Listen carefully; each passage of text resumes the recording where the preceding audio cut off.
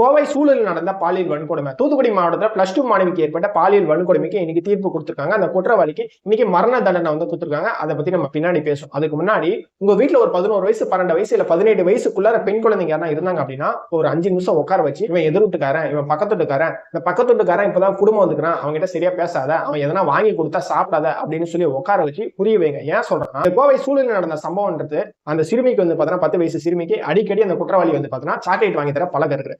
அதே மாதிரிதான் 21ஆம் தேதி சாயங்காலம் 5 மணிக்கு அந்த குழந்தை பாத்தீங்கன்னா வெளியே விளையாடி இருக்குது. அந்த குழந்தை கூட்டிட்டு போயிட்டு நான் சாக்லேட் வாங்கி தரேன் அப்படின்னு சொல்லி தான் கூட்டிட்டு போயிருக்கோம். கூட்டிட்டு போனோடனே கொஞ்சம் தூரம் போனோடனே அந்த பொண்ணு கேட்டிருக்கு, என்ன வீட்டுக்கு கூட்டிட்டு போங்க, எங்க கூட்டிட்டு போறீங்க அப்படின்னு சொல்லி கேட்டுருக்கு. அதுக்கு அந்த குற்றவாளி அந்த நாதியர் என்ன பண்ணிருக்கான், எதுவுமே பேசலாம், அவமான கூட்டிட்டு போயிட்டே இருக்கான். கூட்டிட்டு போனோடனே அந்த பொண்ணுக்கு பாத்தீங்கன்னா சந்தேகம் ஏற்பட்டு என்ன வீட்டுக்கு கூட்டிட்டு போங்க அப்படின்னு சொல்லி அழ ஆரம்பிச்சிருக்கு. அழ ஆரம்பிச்சு அவன் என்ன பண்ணிருக்கான், வெளியில யாரா எதனா கேட்பாங்கன்னு சொல்லிட்டு உடனே அந்த பொண்ணை சாவடிச்சுட்டு பக்கத்துல இருக்கக்கூடிய ஒரு தென்னந்தப்புல கொண்டு போய் பாலியல் வன்கொடுமை செஞ்சுட்டு பக்கத்துல இருக்கக்கூடிய ஒரு ஆத்துல வீசாச்சு. இது கோவையில நடந்த ஒரு சம்பவம். இதே மாதிரி விழுப்புரத்துல இருக்கக்கூடிய மரக்காணத்துல ஒரு 62 வயசு கிளம்போட்டு 14 வயசு குழந்தை கிட்ட ஒரு சிறுமி கிட்ட நான் வடை வாங்கி கொடுக்குறேன் அப்படின்னு சொல்லி பாலியல் தொல்லை செஞ்சிருக்கான். இந்த மாதிரி நான் வடை வாங்கி தரேன், சாக்லேட் வாங்கி தரேன், பிஸ்கெட் வாங்கி தரேன் சொல்லி சின்ன சின்ன பிள்ளைங்களை சீரழிக்கிறாங்க. உடனே நீங்க கேட்கலாம், அப்ப நான் யாருக்கிட்டயுமே பேசவே கூடாதா, வெளியில போய் விளையாடவே கூடாது அப்படின்னு நீங்க கேட்டீங்க அப்படின்னா உங்களுக்கு நம்பிக்கை தரக்கூடியவங்க அவங்க இருக்காங்க அப்படின்னா தாராளமா பேசுங்க. ஏன் சொல்றேன் அப்படின்னா எங்க வீட்லயும் ஒரு பெண் குழந்தை இருக்காங்க 18 வயசுக்குள்ள. உங்க வீட்டுல இந்த வீடியோ பாக்குற உங்க வீட்லயும் யாரா இருப்பாங்க. உங்களுடைய நல்லதுக்கு நான் சொல்றேன். ஏன்னா எல்லா இடத்துலயும் சிஎம்ஏ பார்க்க முடியாது, எல்லா இடத்துலயும் போலீஸே பார்க்க முடியாது. நான் சிஎம் விஜய் அவர்களுக்கு முட்டு கொடுக்குறேன் அப்படின்றது கிடையாது.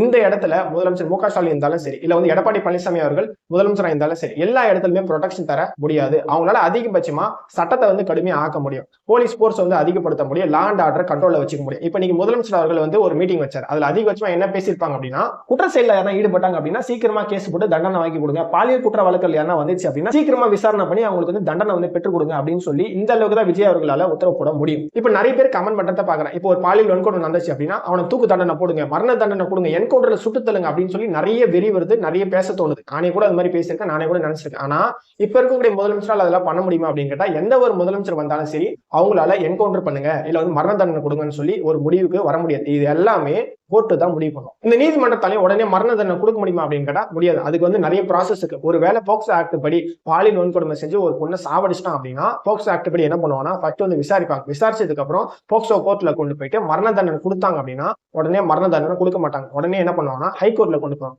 ஹைகோர்ட்ல போய் உறுதி பண்ணதுக்கு அப்புறம் தான் மரண தண்டனை கொடுத்துனா வாய்ப்பு இருக்கு. ஒருவேளை அந்த குற்றவாளி நான் சுப்ரீம் கோர்ட்டு போய் அப்பீலுக்கு போறேன் அப்படின்னா அங்க போயிட்டு குற்றவாளிக்கு ஒருவேளை அப்பீலுக்கு போய் அந்த குற்றவாளிக்கு இல்ல மரண தண்டனை வேணாம் ஆயுள் தண்டனையை மாத்திட்டாங்க அப்படின்னா ஆயுள் தண்டனை கூட கொடுக்கலாம். இல்ல அந்த சுப்ரீம் கோர்ட்லயும் மரண தண்டனை கொடுக்கணும் அப்படின்னா உடனே பிரசிடென்ட் கிட்ட போகும். பிரசிடென்ட் ஓகே சொன்னா மட்டும்தான் அடுத்து மரண தண்டனையே கொடுப்பாங்க. சோ ஒரு மரண தண்டனை கொடுக்கணும் அப்படின்னா இவ்வளவு ப்ராசஸ் இருக்கு. இப்ப இன்னைக்கு தூத்துக்குடி மாணவி தீர்ப்புல பாத்தீங்கன்னா 76 நாள் டைம் எடுத்து இன்வெஸ்டிகேஷன் முடிஞ்சு இன்னைக்கு மரண தண்டனை கொடுத்துட்டாங்க. உடனே தூக்குல எதுவுமே போட்டுருவாங்க அப்படின்னு கேட்டா போட மாட்டாங்க. இவ்வளவு இன்வெஸ்டிகேஷன் முடிஞ்சு இவ்வளவு ப்ராசஸ் முடிஞ்சு பிரசிடென்ட் அப்ரூவ் கொடுத்தா மட்டும்தான் அதுக்கப்புறம் தூக்குல போடுவாங்க. இதெல்லாம் மீறி முதலமைச்சர் அவர்கள் நான் என்கவுண்டர்ல போட்டு தள்ளுறேன் இல்ல மரண தண்டனை கொடுக்குறேன் அப்படின்னு சொல்லிட்டாரு அப்படின்னா ஏகப்பட்ட பிரச்சனை வரும். இப்ப என்கவுண்டர் பண்ணிட்டாங்க இல்ல மரண தண்டனை கொடுத்துட்டாங்க அப்படின்னா மனித உரிமை ஆர்வலர்கள் சொல்லி ஒருத்தர் வருவாங்க. அவங்க நோட்டீஸ் அனுப்புவாங்க. நீங்க எப்படி மரண தண்டனை கொடுக்கலாம், எப்படி நீங்க என்கவுண்டர்ல போட்டு தரலாம், அதுக்கு கோர்ட் இருக்குது, நீதிமன்றம் இருக்குது, அவங்க தானே தீர்ப்பு கொடுக்கணும், நீங்க எப்படி பண்ணலாம் அப்படின்னு சொல்லி ஏகப்பட்ட பிரஷர் இருக்கு. இப்ப இன்னைக்கு கமெண்ட் பண்றவங்க கோவத்துல என்ன பண்ணுவான், அவனை என்கவுண்டர்ல போட்டு தள்ளுங்க, மரண தண்டனை கொடுங்க அப்படின்னு சொல்லி பேசுவாங்க. நாளைக்கு மரண தண்டனை கொடுத்துட்டாங்க இல்ல முதலமைச்சர் என்கவுண்டர் போட சொல்லிட்டாங்க அப்படின்னா நீங்க என்ன பண்ணுவீங்க, உடனே நீதிமன்றம் இருக்குல்ல, கோர்ட் இருக்குல்ல, அவங்க தானே தீர்ப்பு தரணும், நீங்க தீர்ப்பு தருவீங்க அப்படின்னு சொல்லி இன்னைக்கு இப்படி பேசின வை நாளைக்கு மாத்தி கூட பேசும். இதெல்லாம் மீறி முதலமைச்சர் அவர்கள் என்கவுண்டர்ல போட்டு தள்ளுங்க அப்படின்னு சொல்லிட்டாங்க அப்படின்னா சென்ட்ரல் கவர்மெண்ட் வருவாங்க. நீங்க எப்படி என்கவுண்டர் பண்ணீங்க, சட்ட ஒழுங்கு சரியில்லை அப்படின்னு சொல்லி பிரசிடென்ட் ரூல் கொண்டு வரது கூட வாய்ப்பு இருக்கு. 76 நாள் இன்வெஸ்டிகேஷன் பண்ணி தூத்துக்குடி மாணவிக்கு வன்கொடுமை செஞ்சதுனால அந்த குற்றவாளிக்கு மரண தண்டனை கொடுத்திருக்காங்க. அதே மாதிரி கோவை சூழலில் இருக்கக்கூடிய அந்த பெண்ணுக்கும் அந்த குற்றவாளிக்கும் மரண தண்டனை கொடுக்கணும்னு சொல்லி எல்லாரும் எதிர்பார்க்கிறோம். சோ கோர்ட் என்ன பண்ண போறாங்க சொல்லி பொறுத்திருந்து பார்க்கலாம்.